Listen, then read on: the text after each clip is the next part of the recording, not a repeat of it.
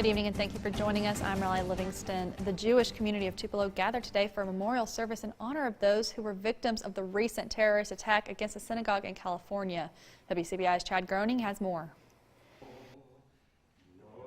Members of the Temple Bnai Israel invited the public to attend their regular Saturday Shabbat service. Memorialized Lori Kay, who was killed during the terrorist attack at a synagogue in San Diego, California. The hate crimes that we are seeing on the rise across the nation and across the world are just horrific. And it only seems to be getting worse. And I feel as though it's our job to put an end to the hatred that is out there. And the only way that we can do that is to help educate people on the differences and the diversity among all people. I am a psychotherapist by profession, and there are crazy people everywhere you go. And hate is pandemic in the world we live in. Hate is based on fear, and so when people are afraid, hate is something that grows out of that. So could it happen here? Yes, it could happen here. It could happen anywhere. Members of the Temple Bnai Israel make an effort to engage the community and educate the public what the Jewish faith is all about. Jewish community here in Tupelo has been here for many, many, many years, dating back into the early 1900s. We were storekeepers, business owners, and we are still here today. We are very strong. We have a very active congregation. While we may be small, we are very self-sufficient. I like to pride us on being a can-do type of congregation. I was born in Mississippi. The relationship of Jews in Mississippi has always been, it's sort of been mixed. There were problems years ago. The temple in Meridian was bombed. There were other things, a lot of having to do with the racial divide in the state. However, Baker says things have changed in recent years because they have received so much support from the Christian community in the state. Chad Groening, WCBI News, Tupelo. Members of the Temple Bnai Israel say the Tupelo community has been all-encompassing and welcoming. Rescue crews searched for two men after the helicopter crashed into Chesapeake Bay. Coast Guard received a report just after noon that a two-seat helicopter with two men aboard crashed about a mile south of Kent Island. Coast Guard officials say they are working with state and local partners to find the two men. More than a dozen NTSB investigators are in Jacksonville, Florida right now, looking into what caused a plane carrying more than 140 people to slide off a runway into a river. Meredith Wood has more on what we know right now and the reaction from one passenger. Terrifying moments for passengers landing at one Florida airport. On Friday night, an airplane arriving in Jacksonville slid off the runway into a shallow part of the St. Johns River. Saturday morning, NTSB investigators were on site to try to figure out what went wrong. We've got some challenges here because the aircraft, the bottom half of the fuselage, is covered with water. So we aren't able to get to all of the things that we need to get to. Authorities say the charter jet was coming in for a landing from a military base in Guantanamo Bay, Cuba. 136 civilians and military personnel and 7 crew members were on board the Boeing 737. Passengers say the scene was chaotic as they climbed onto the wings of the plane to await rescue. We were in water. We couldn't tell where we were, whether it was a river or an ocean. There was rain coming down. There was lightning and thunder. There was severe weather in the area the night of the crash, but it's not clear if that played a role. NTSB investigators are now looking into 3 possible factors for the crash: human error, mechanical issues, or environmental factors. Luckily, no one was killed or seriously injured in the incident. It is a miracle. It could have ended we could be talking about a different story. I'm Meredith Wood reporting. It's now time to turn things over to meteorologist Jacob Dickey for a first look at our forecast. Jacob? Hey Riley, we've been dealing with those showers ourselves throughout the day today as we look at our Alpha Insurance Skycam network. Some light rain still in a few spots, low clouds in others. That will be the theme of the night for us here. We see radar right now, still a line of showers here from Amory down towards Starkville and Louisville, and that back edge coming through Holly Springs and Oxford. Still some light drizzle can be expected overnight tonight and through the next couple of hours. Temperatures are in the 60s. They won't go down much more than where we are right now. We get some sunshine back on the board, but it does not last long. More rain and storms are around the corner. Those details in just a bit. Thanks, Jacob. Downtown Columbus was full of people ready to take in the sights and sounds of Market Street. Music was loud, drinks were cold, and vendors were lined up everywhere. Our Stephanie Poole got in on the action to bring us the story. Food is hot, lines are deep, and sales are being made. Music performances, carnival games, and jump house inflatables means that there are activities for the entire family. The Downtown Columbus Market Street Festival gives a few residents reasons to come back year after year. Walking around and like seeing people you know. Yeah, seeing people that you know and taking pictures and just having fun. Yeah. My favorite part of the whole festival is getting funnel cakes, listening to music, eating and having a great time. The Market Street Festival brings in people from near and far. Golf bar artist Tim Tingle traveled 2 hours to the festival from Central Alabama. I'm a retired coal miner. I worked in the mines for 37 years, but now I do art shows. And I'm a wood carver, and I also carve golf balls. Tingle's hobby of carving golf balls started around 17 years ago. His designs range from college universities to flowers or even turtles. He does it all. He brought over 1,500 customized golf balls to the Market Street Festival. I started carving golf balls just by accident. I hit a golf ball with the lawnmower, and it split open. I saw the rubber inside, and I thought, wow, I thought they had rubber bands in them. But, found out that about 15 years ago they started making them with a dense rubber core. And so I cut open 10 more on purpose to carve, and that's when I found out that they all have a different color rubber. Despite the rain, the big group of people still hung around to get that extra festival time. Luck was raining down on one Market Street goer. Tasha Lewis is the winner of this year's Crank It Up at Market Street. 1 by 1, 50 hopefuls drew a key, hoping luck was on their side. This year, a Nissan Xterra was up for grabs, provided by Columbus Nissan. The Xterra was made over by Bob's Paint and Auto Body, Miller's OK Tires, and Audio Advantage. When I got in there, it just started turning and I just started trembling. I'm just excited. I'm very excited. She's like, I'm going to go win this car this morning. I'm like, okay, sure. So she goes out here, and I'm here for the first round of drawings, and then I leave, and I get a phone call that she's won. The family says they are giving the car to their daughter as a birthday present. The chance of rain couldn't keep these car lovers away from Blue Suede Cruise in Tupelo. It is the 17th year for the event, which is held in the parking lot and inside the Bank Corps South Arena. About 750 cars, mostly from the 50s and 60s, are featured at a time when different brand cars had distinctive looks. Event organizer Alan McDaniel says the Blue Suede Cruise began close to the same time as the now closed Tupelo Auto Museum. Actually, the museum had been open, I think, maybe 1 year when we started this.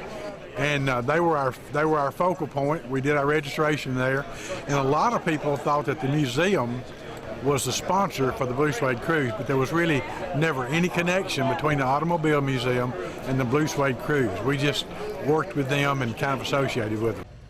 McDaniel says to qualify for the show, the vehicle has to be at least 25 years old and has a Mississippi antique car tag. He says numerous area businesses sponsored the event. With the Cinco de Mayo celebration tomorrow, an area blood drive held a special blood drive service today. Vitalant says May is a particular busy month with the end of school, graduation, and Memorial Day celebrations. Donations normally decline and usage goes up. That is why Vitalant held a special drive today to be prepared for the holiday. Donors received a $25 Amazon gift card and a $10 voucher to DeCasa. Volunteer blood donors must be at least 16 years old, weigh at least 110 pounds, and be of good health. Additional weight requirements apply to donors 22 and younger. Keeping up with the kids' changing lingo can be sometimes a challenge. Coming up, we take a look at a teacher who is looking to learn. You didn't have to be in Louisville, Kentucky, rather, to enjoy the 145th Kentucky Derby. Tupelo held its 21st Derby party to benefit the Regional Rehabilitation Center. Attendees got to dress up just like at the Derby parties at Churchill Downs. The ladies decked out with the fancy hats. Robbie Parman is director of the Regional Rehabilitation Center. We're a nonprofit, and we've been around for over 50 years, provide physical therapy, occupational therapy, speech therapy, early intervention service, and dyslexia services. They do that all free of charge. They don't charge insurance or Medicaid, and this is one of the parties that allows us to do that. Parman says they normally raise around $12,000 at this event. He says it is a lot of fun, and participants get to experience what it is like at the Derby party. We will have more on the outcome of the Kentucky Derby up in sports. Teens these days seem to be speaking another language. That's why a high school teacher in Massachusetts came up with something to help adults better communicate with Generation Z. And his idea is going viral. Here's the story. When someone says, "I am dead," what do they mean? In trouble. Dead means in trouble. I'm tired. Dead broke. What may seem like normal words take on a whole new meaning for teens, now known as Generation Z, like what it means to be dead. What do you think "I am dead" means? Serious? He doesn't know what he's going to do. He doesn't have nothing to do, so he's just there. James Callahan is a sociology teacher at Lowell High School. He decided to create an urban dictionary to define all the new terms kids use nowadays. Teenagers sort of have their own language, and I want to be able to understand that and try to reach them at their level. Callahan's spreadsheet went viral when one of his students shared it on Twitter. The post was liked and shared more than 500,000 times. It's been an interesting week, and I'm trying to embrace it. His dictionary explains being dead actually means you're amused. One of those jokes you hear, you can't stop laughing. How about a snack? Time something to eat. Oh, that's a good-looking person, so somebody they want to date. Bingo! Young people say a snack is a person who looks good. How about take an L? What do you think take an L means? Take a leak? Take an L.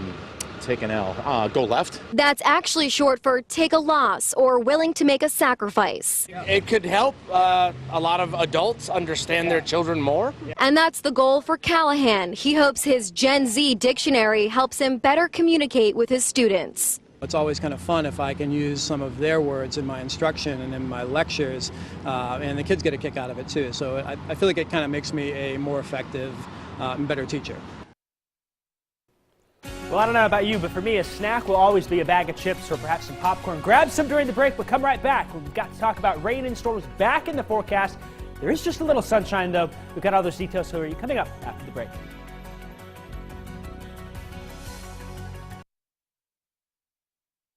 Your WCBI First Alert AccuWeather forecast with meteorologist Jacob Dickey. We're still seeing those low clouds overnight tonight right now. That will continue right outside our station here, off in the distance to the north. Had some showers roll on through, still some light areas here and there, but overall we'll call it overcast, with temperatures in the 60s right now. Here's where we're heading. Tonight we're heading for the upper 50s and low 60s out there. 58 tonight in Pontotoc, 61 in West Point, 61 in Columbus, Macon down to 63 overnight tonight. I think the rain is on its way out, but man, we got some big rain amounts today in some spots, 1 to 2 inches where you see the green, some spots where it's yellow, upwards of 3 inches. So quite a few high reports came in today, and definitely the rain that we do not need. Still some more in the forecast, of course, tonight. Rainfall amounts will be very light. We're running things out the door here, pushing it off to these. So maybe add 1/10 of an inch in spots, and we'll dry things out for at least a few more days. Futurecast says, again, by the next few hours here, rain pushes off to these. The sunshine comes back then. Sunday morning, here we are. We're still mostly cloudy. I don't expect to see a lot of sun in the morning. By about lunchtime, then we really start to mix some of that sunshine back on, and we'll call it partly sunny through the day here. And by the afternoon, then I think mostly sunny. Sunday night looking mostly clear as far as things go. Where do the temperatures end up, though? Well, we're heading for the 70s for many of us, starting off in the 60s, ending up in the upper 70s. And again, those clouds thin out as we go through the day. We got 76 for a high in Tupelo, 77 in Pontotoc, Calhoun City, Bruce, and Water Valley up to 78. As we head down into the Golden Triangle, I do have a few of us at 80. Columbus, Macon, and DeKalb and Philadelphia are right there. Just shy, though, in Louisville and in Starkville at 79. We'll get to 77 in Winona. And then in West Alabama, 80 in Vernon, 79 in Solent, 81 in Reform. We may have an early morning shower here, but overall things are looking dry by the time we wake up and head out the door. Now, as far as things look in the future, then notice Monday morning there's a few little showers popping up on Futurecast in Arkansas and perhaps some clouds here. I was hoping for some abundant sunshine Monday. I think I've had to bump it back to partly cloudy just because of that there, but still, we're dry. The rain, though, is coming back for us here. Notice Tuesday at 8 p.m., low pressure developing in Texas. That will be the start of what appears to be a bit of a rainy forecast as we look forward. In fact, yes, we had a lot of rain today. Still, from now until next weekend, next Sunday, that's 8 days from now, we could add another 2 to 4 inches of rain with locally higher amounts, something that we do not need. As far as tonight goes, low 60s and upper 50s. Those scattered showers are winding down. We'll see light north winds. Some sunshine does come back on Sunday as well as on Monday. A chance for isolated storms Tuesday and on Wednesday here in the area. Looks like Thursday and Friday have the best chance for some showers and thunderstorms in our area, as well as into Saturday. We'll have to watch and see the heavy rain and perhaps a strong storm or two. Stay with us on that. We'll keep you updated.